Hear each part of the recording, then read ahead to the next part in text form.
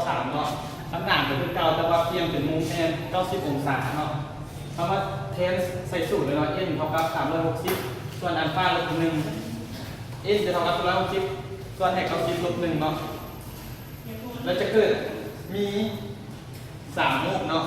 แล้วมาเบิ่งรูปเนาะเอามาเบิ่งรูปทั้งกันเลยเป็นยังไงเนาะเขาประกอบมุมเขาประกอบ2แผ่นเตียงเนาะประกอบกันเป็นมุม90องศาอันนี้วัตถุหนึ่งเนาะเรามาศึกษาในกรณีที่1ก่อนเนาะมันเป็นยังไงที่1นี่เนาะรัศมีแสงของมันมากระดูกไซเรนส่วนที่1เนาะจะเกิดเป็นแสงสะท้อนเนาะแล้วมาเบิ่งอันที่1ของนี่เนาะมันมาตั้งฉากกับแผ่นเตียงที่2เนาะจะเกิดเป็นแสงสะท้อนแล้วจะเกิดเป็น A3 เนาะแล้วมาเบิ่งกรณีที่2เนาะแผ่นเตียงที่2วัตถุเนาะแล้วมันสะท้อนใส่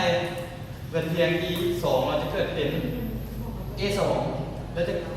เรามาสังเกตตรงกลางจะเกิดเป็นเรามาซ้อนสะท้อนเนาะสะท้อนใส่แผ่นเตียงที่1เนาะแล้วจะเกิดเป็นอีกรูปนึงเนาะเป็นสะท้อนใส่กันเนาะจะเกิดเป็น A3 เนาะและสรุปได้ว่ามันจะเกิดเป็น3รูปเนาะ